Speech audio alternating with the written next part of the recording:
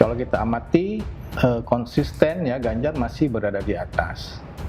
Yang berubah urutannya itu lagi-lagi Prabowo dan Anies, ya, dan itu cross-nya baru terjadi pada Desember ini.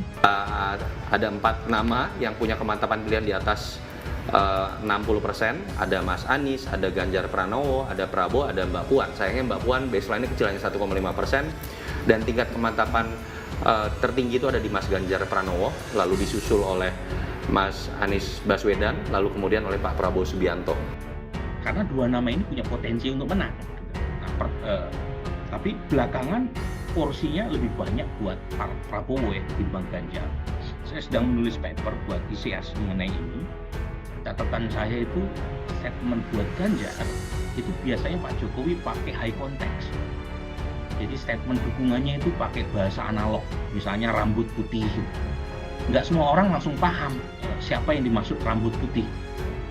Tapi kalau Pak Jokowi mendukung Pak Prabowo itu umumnya pakai low context dia. Jadi dia pakai bahasa yang terang benderang. 2024 jatah Pak Prabowo. Itu kan bahasa-bahasa yang tanpa harus dipikirkan matang-matang, tanpa harus menjadi Einstein, orang udah paham bahwa Pak Jokowi mendukung Pak Prabowo. Kita melihat ada perubahan kembali. Jadi trennya ternyata tidak monoton. Di survei minggu kedua April, Ganjar kembali ke posisi Maret 2023 yaitu 16,5%. Nah, yang menarik adalah ketika Ganjar turun, Prabowo naik. Dan ketika Ganjar kembali rebound, Prabowo turun, sementara calon yang juga kompetitif lainnya yaitu Anies Baswedan tidak terlihat ya mendapat keuntungan elektoral dari fluktuasi suara Ganjar. Bendera merah sudah berkibar. Begini survei terkini Ganjar dan Puan. Bendera berwarna dasar merah yang menampilkan gambar dua elit PDI Perjuangan, Ganjar Pranowo dan Puan Maharani, berkibar di Surabaya, Jawa Timur. Lalu, bagaimanakah posisi elektabilitas keduanya berdasarkan hasil survei? Belakangan ini sejumlah lembaga survei merilis elektabilitas calon presiden 2024. Nama Gubernur Jawa Tengah Ganjar Pranowo dan Ketua DPR RI Puan Maharani kerap muncul dalam simulasi capres di survei-survei tersebut. Yang pertama adalah survei Trust Indonesia.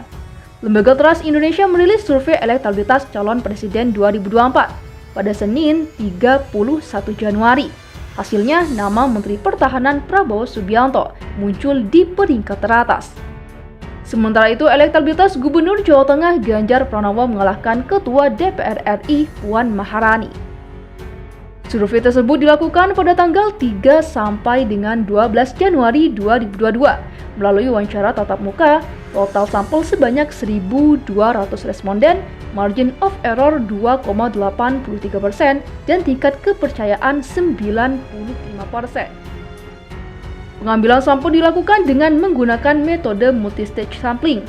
Quality control survei ini 20% dari total jumlah sampel secara random dengan cara mendatangi kembali responden terpilih, mengkonfirmasi ulang responden terpilih atau hotspot checking. Dari survei itu ada 26 tokoh yang muncul.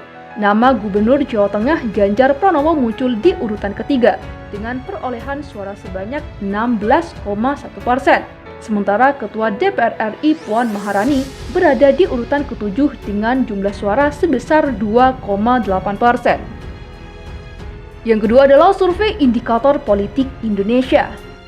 Hasil survei Indikator Politik Indonesia menunjukkan Gubernur Jawa Tengah Ganjar Pranowo menjadi sosok capres dengan suara tertinggi kedua, persis setelah nama Menteri Pertahanan Prabowo Subianto. Penarikan sampel survei indikator menggunakan metode multistage random sampling.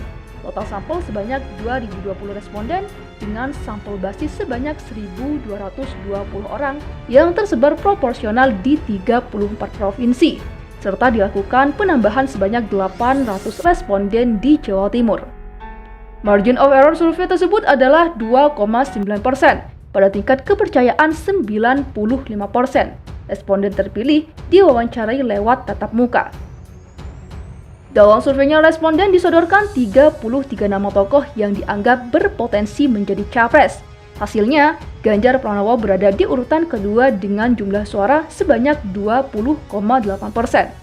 Sedangkan Ketua DPR RI Puan Maharani berada di urutan ke-9 dengan jumlah suara sebanyak 1,8%. Yang ketiga adalah survei SMRC. Lembaga survei Saiful Mujani Research and Consulting atau SMRC merilis survei terbarunya terkait kecenderungan perilaku politik pemilih nasional pada Selasa 28 Desember 2021 lalu. Hasilnya, Gubernur Jawa Tengah Ganjar Pranowo unggul jika Pilpres dilakukan pada saat survei. Survei SMRC tersebut dilakukan pada tanggal 8 sampai dengan 16 Desember 2021 yang melibatkan 2.420 responden dengan tingkat respon sebanyak 2.062 responden atau 85% dari sampel direncanakan. Populasi dipilih secara acak dengan multistage random sampling dengan error sampling sebanyak 2,8% pada tingkat kepercayaan 95%. Survei tersebut menampilkan deretan sosok yang akan dipilih menjadi presiden apabila Pilpres diadakan saat itu dengan pertanyaan tertutup. Hasilnya Gubernur Jawa Tengah Ganjar Pranowo mendapatkan elektabilitas sebesar 2,22,5%. Jauh di bawahnya, Ketua DPR RI Puan Maharani memperoleh suara sebanyak 2,3%.